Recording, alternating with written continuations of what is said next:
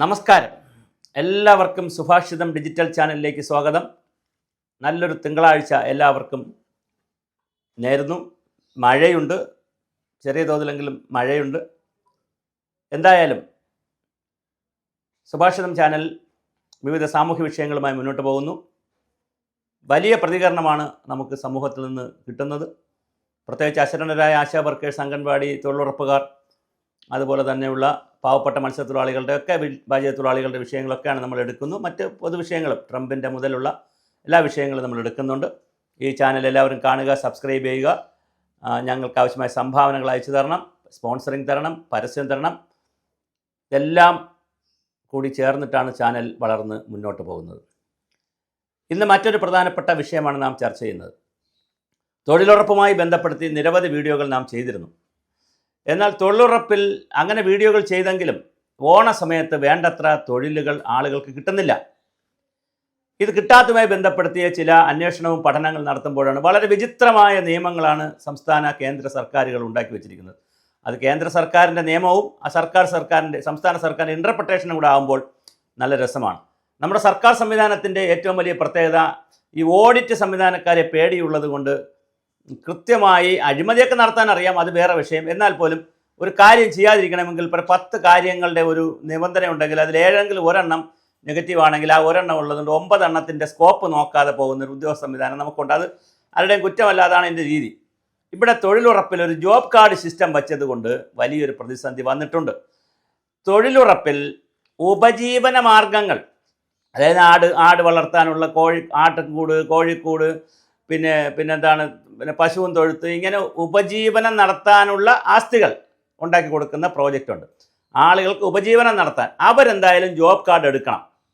ശരിയാണ്, ഉപജീവനം നടത്താൻ വരുന്ന ആളുകൾ ജോബ് കാർഡ് എടുക്കണം. കാരണം അവരും തൊഴിലാളിയാണെന്നുള്ള കൺസെപ്റ്റിലാണ് വച്ചിരിക്കുന്നത്. അപ്പോൾ അങ്ങനെ ഉപജീവനം നടത്താൻ ഇരിക്കുന്ന ആളുകൾക്ക് ഉപജീവനം നടത്തി കൊടുക്കാൻ ഒരാൾ തൊഴിലുറപ്പിൽ വന്ന് ഉപജീവനം നടത്താൻ അതിൻ്റെ ആസ്തി കിട്ടാൻ അർഹതയുണ്ടെങ്കിൽ അദ്ദേഹം ജോബ് കാർഡ് എടുക്കണം. അദ്ദേഹം കൂടി ജോലി ചെയ്യുന്നു എന്നുള്ള, ആ വീട്ടുകാർ കൂടി ജോലി ചെയ്യുന്നു എന്നുള്ള സങ്കല്പത്തിലാണ് തൊഴിലുറപ്പ്, വേറെ കുറച്ച് പേരോട് സഹായിച്ചത് ചെയ്യുന്നുള്ള സങ്കല്പത്തിലാണ് ജോബ് കാർഡ് സങ്കല്പം വച്ചിരിക്കുന്നത്. എന്നാൽ അത് പ്രശ്നമില്ല.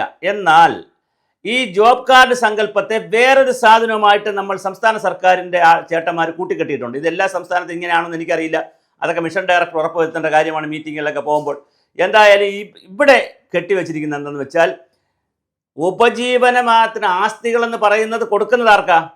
സാധാരണ വിധവകളായിട്ടുള്ള, വികലാംഗരായിട്ടുള്ളവർ, SC ST മാർജിനൽ കർഷകർ, ഇങ്ങനെ കുറേ 8-10 ക്ലാസ്സുകളും അതിനകത്ത് പറയുന്നുണ്ട് ഈ 5ാം ഖണ്ഡികയിൽ. അപ്പോൾ ആ 10ഓളം ക്ലാസ്സിൽ വരുന്ന വിഭാഗങ്ങൾക്ക് മാത്രമേ ഉപജീവനത്തിനുള്ള ആസ്തികൾ കൊടുക്കാൻ പറ്റൂ. അവർക്ക് ജോബ് കാർഡും വേണം. ഓക്കെ. എന്നാൽ മറ്റൊരു കാര്യമുണ്ട്. Land development programs, water conservation programs, ഇതൊക്കെ ഇങ്ങനെ ചെയ്യാൻ പറ്റില്ല. പക്ഷേ ഈ ഉപജീവനത്തിൻ്റെ കണ്ടീഷനിൽ കൊണ്ട് കെട്ടി അങ്ങനെ ലാൻഡ് ഡെവലപ്മെൻറ്റും വാട്ടർ കൺസർവേഷനും നടത്തി കൊടുക്കണമെങ്കിൽ അതിനും ജോബ് കാർഡ് വേണമെന്ന് പറഞ്ഞ് അതിന് ജോബ് കാർഡ് എടുക്കണമെന്ന് പറയുകയും, അത് ഓക്കെ പറയുന്നൊരു കാര്യം. എന്നിട്ട് ആ ജോബ് കാർഡ് കിട്ടാൻ 5ാം ഖണ്ഡിക പ്രകാരം ഈ പറയുന്ന 10 വിഭാഗത്തിൽ പെടാത്തവർക്ക് അർഹതയില്ല. എന്തൊരു വിചിത്രമായ ഇൻ്റർപ്രിട്ടേഷനാണ്. ഉപജീവനത്തിന് മാത്രമല്ലേ, ഉപജീവന ആസ്തിക്ക് മാത്രമല്ലേ ജോബ് കാർഡിൻ്റെ വിഷയം വരുന്നുള്ളൂ.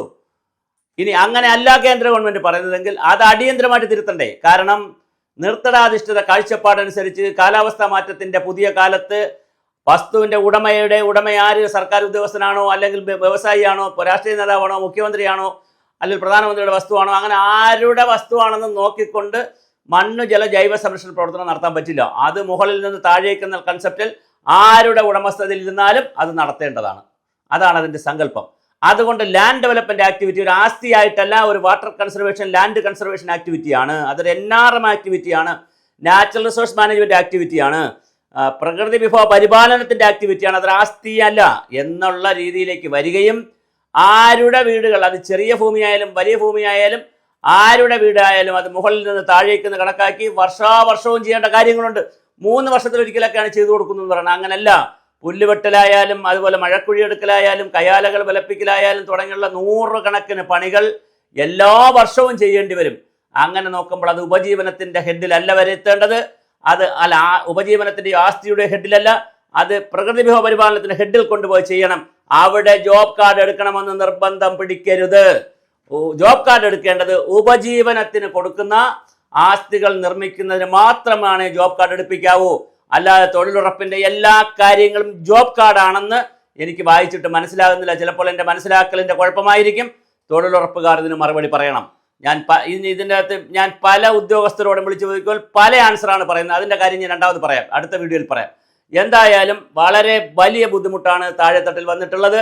അവർ വിധവകളുടെ, വികലാംഗരുടെ, അതുപോലെ SC/ST-കാരുടെ വീടുകളിൽ പോയി അവരെ സർട്ടിഫിക്കറ്റ് വാങ്ങിച്ച് വില്ലേജ് ഓഫീസിൽ പോയി അവരുടെ ഒരു തൊഴിലുറപ്പ് കിട്ടാൻ, ഒരു ജോലി കിട്ടാൻ 100-300 രൂപ ഒരു ദിവസം ജോലി കിട്ടാൻ, അടുക്കള ജോലിക്ക് പോയി ഇതിനേക്കാൾ പൈസ കിട്ടാൻ വരുന്ന ഒരു തൊഴിലാളി, അയാൾ വിധവ പെൻഷൻ്റെ പേപ്പർ ശരിയാക്കണം, ആ വാർഡിലെ വികലാംഗരുടെ പേപ്പർ ശരിയാക്കണം, വില്ലേജ് ഓഫീസിൽ പോകണം. വലിയ പണി, 500 രൂപയുടെ പണി ചെയ്താലാണ് 300 രൂപയ്ക്കുള്ള ഒരു പണി കിട്ടുന്നത്. ഇതൊരു വലിയ ക്രൂരതയാണ്. മിഷൻ വളരെ അടിയന്തരമായിട്ട് ഇടപെടണം.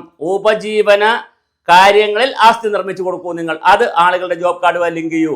അല്ലാതെയുള്ളവരുടെ പറമ്പ് ആരുടേതാണെന്ന് നോക്കാതെ ആ പറമ്പിൽ പ്രവർത്തനങ്ങൾ നടക്കണം.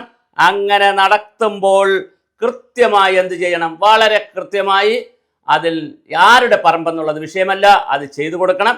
രണ്ടാമത്, എല്ലാ വർഷവും ചെയ്യേണ്ട വർക്കാണെങ്കിൽ അതും ചെയ്തു കൊടുക്കണം. ഒരു കാര്യം കൂടെ പറഞ്ഞുകൊണ്ട് അവസാനിപ്പിക്കാം.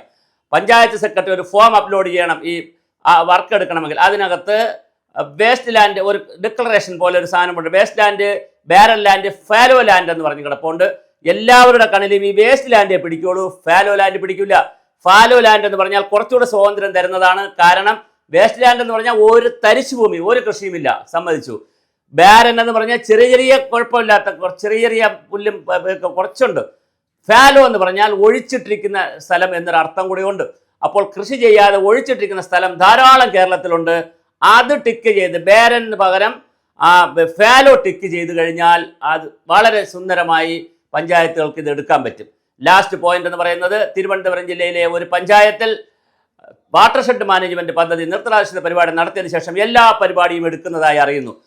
അത് കേരളത്തിൽ ഒരുപാട് പഞ്ചായത്ത്, ഞാൻ തിരുവനന്തപുരം അടുത്തറിയാവുന്ന ഒരു പഞ്ചായത്താണ് പറഞ്ഞു, ഒരുപാട് പഞ്ചായത്തുകളിൽ നിർത്തലാശിത വികസന മാസ്റ്റർ പ്ലാൻ ഉണ്ടാക്കി DPC കൊണ്ട് അംഗീകരിപ്പിച്ചതിന് ശേഷം അവർ എല്ലാ പദ്ധതിയും ഈ ജോബ് കാർഡ് വിഷയമൊന്നുമില്ലാതെ എടുക്കുന്നുവെന്ന് അറിയുന്നു. അങ്ങനെയൊക്കെ തൊഴിലുറപ്പുകാർ ചിന്തിക്കുക, പരമാവധി ആളുകൾക്ക് ജോലി കൊടുക്കുക. എന്തായാലും ഈ ജോബ് കാർഡിൻ്റെ ഈ അസന്നിഗ്ധാവസ്ഥ സംസ്ഥാന അടിസ്ഥാനത്തിൽ തന്നെ അതിനൊരു ക്ലാരിഫിക്കേഷൻ, സ്പഷ്ടീകരണം വരുത്തി ജനങ്ങൾക്ക് കൂടുതൽ ജോലി കൊടുക്കുക.